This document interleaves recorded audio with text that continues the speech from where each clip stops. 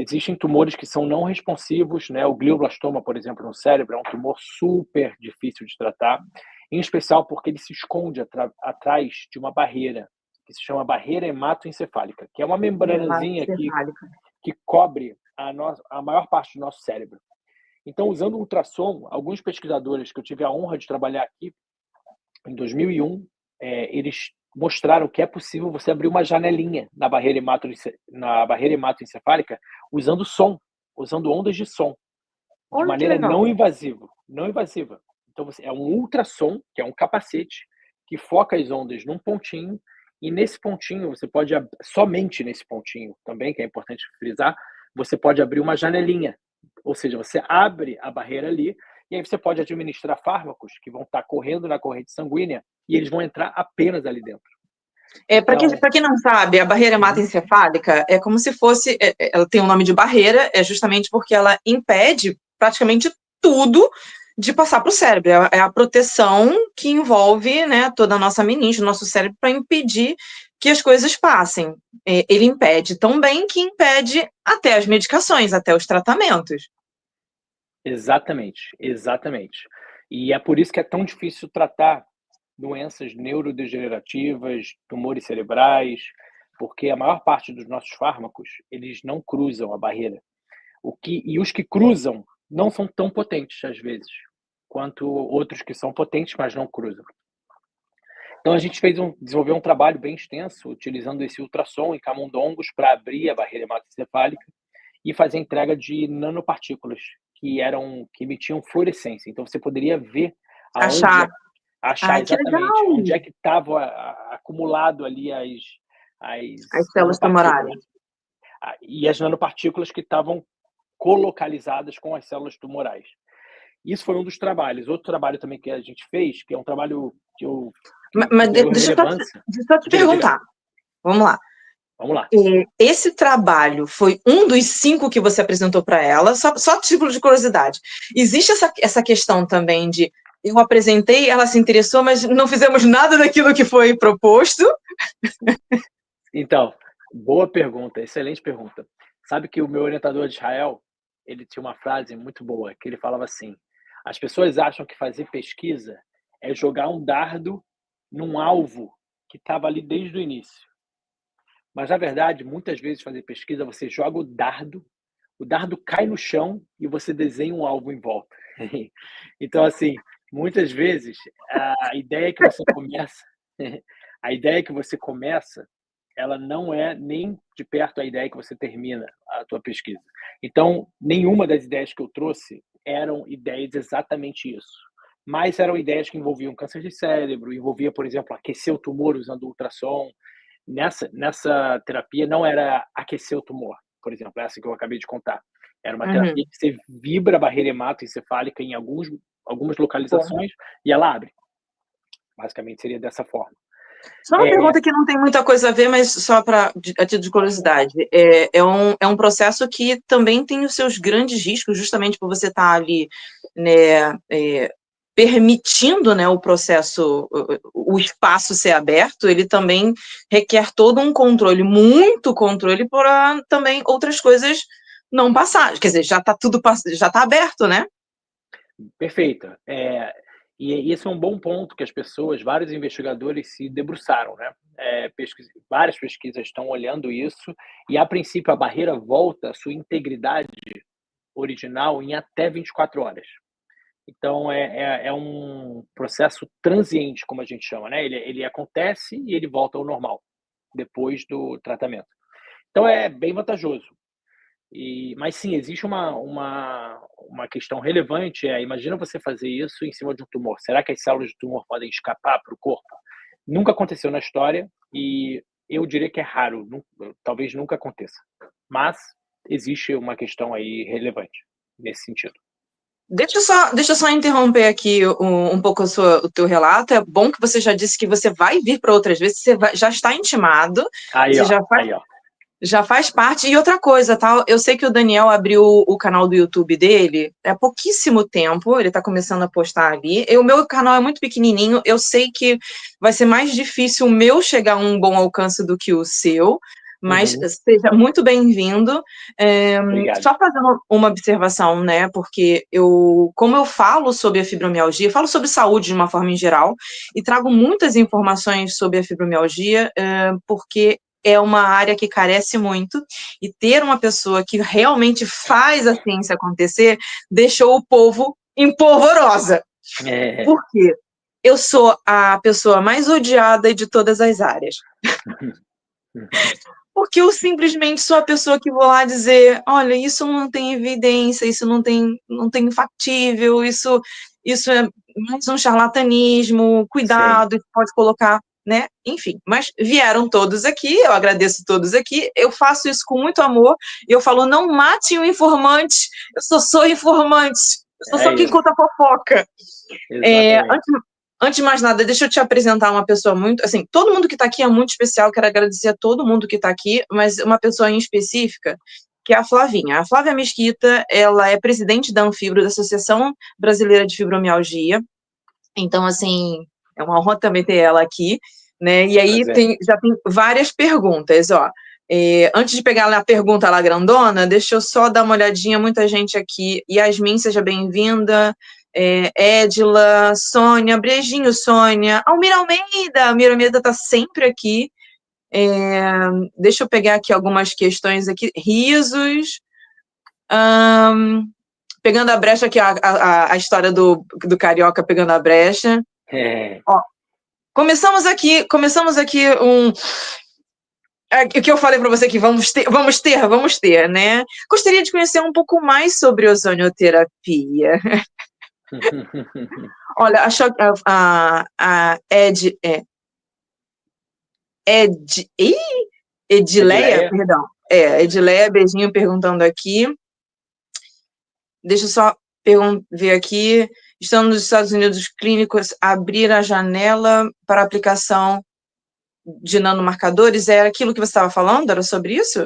Ela está perguntando se o ultrassom clínico abriria a janela para a aplicação de nanomarcadores. É possível fazer a abertura da barreira hematoencefálica usando ultrassom clínico. É um aparelho que... Inclusive, um dos problemas no diagnóstico de câncer de cérebro é a biópsia. A biópsia ela é invasiva. Você tem que abrir o crânio, né, um pedacinho, ir lá, coletar um pedaço do tumor e etc. Isso, tem gente que argumenta que isso é problemático já. Só o fato de você agredir o tumor já é problemático. Existe uma linha de pesquisa usando esse ultrassom para você abrir a barreira hematoencefálica, o tumor liberar marcadores no sangue e você mede no sangue. Então, o nome disso é biópsia líquida. Então, é muito menos agressivo, né? É não invasiva, quase. Apesar de ser invasivo, é estranho dizer, né, que a gente está falando sobre... estamos falando dentro do cérebro e falando de não invasivo, né? Parece que, né, tipo, não são duas informações que não compartilham. É verdade. Mas não agressivo, né? E como você disse que o próprio tecido se regenera em 24 horas, é incrível. Exatamente. Uma das coisas que eu acho que o pessoal vai gostar de saber é a área é o projeto do melanoma.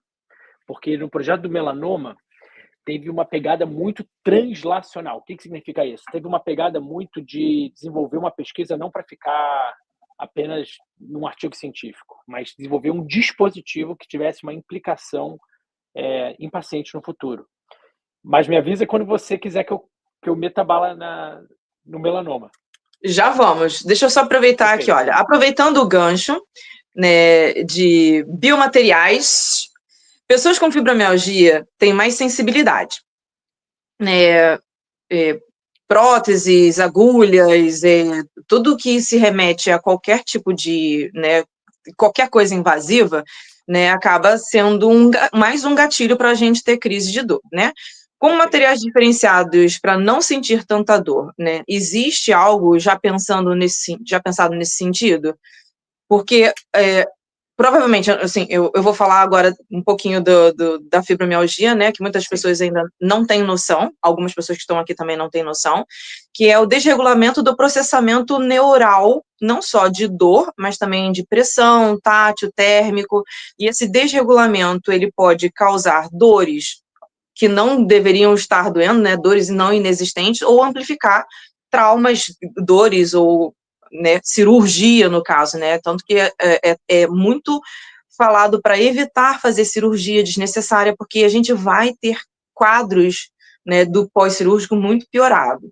Então, será que tem alguma coisa pensando, ou algo que você saiba? Spoilers, pode ser spoilers. Então, eu acho que eu tenho um exemplo, mas ele não é diretamente aplicado à fibromialgia, mas eu acho que tem alguma relevância, sim.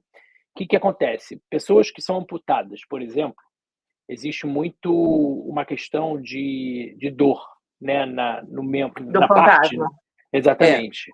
E, em parte, é porque se forma, pelo que eu entenda, também não é a minha especialidade, mas pelo que eu já li, se forma uma espécie de caroço no entorno da fibra, né, que transporta os impulsos elétricos de dor.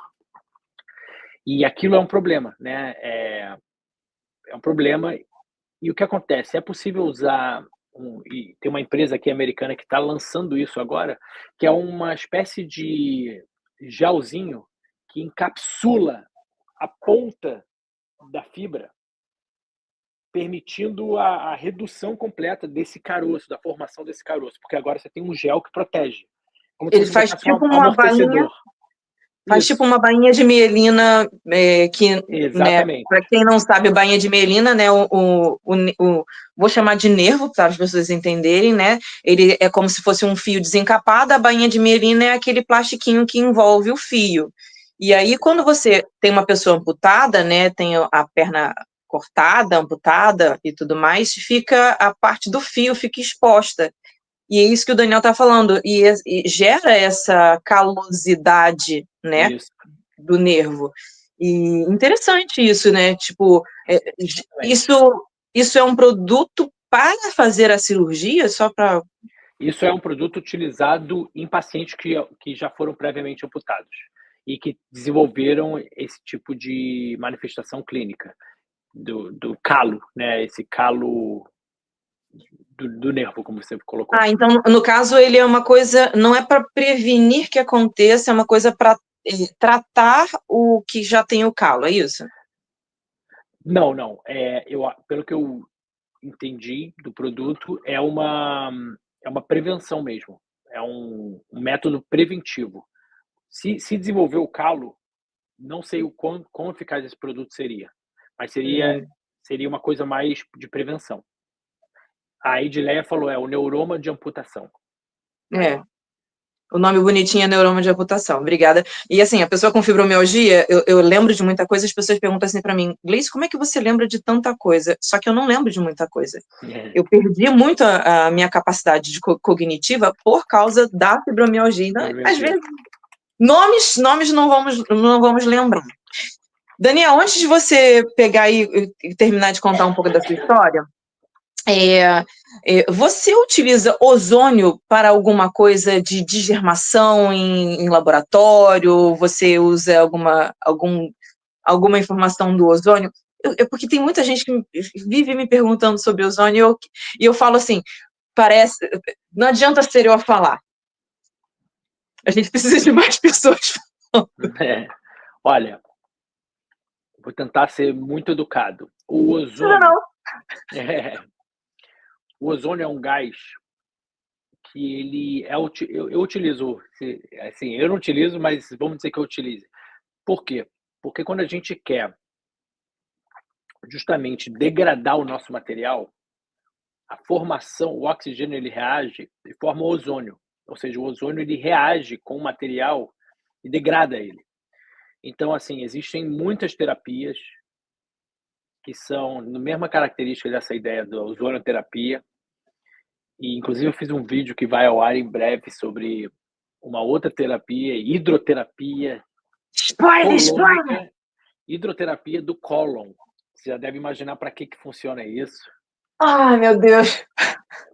São terapias, pessoal, que não têm muita comprovação científica ou nenhuma comprovação científica. São terapias que viraram moda na internet e as pessoas no fundo, o que acontece é que são quem propaga elas tem um interesse de explorar a vulnerabilidade das pessoas, a fragilidade. Às vezes a pessoa está sentindo dor física mesmo e aparece algo que parece ser milagroso.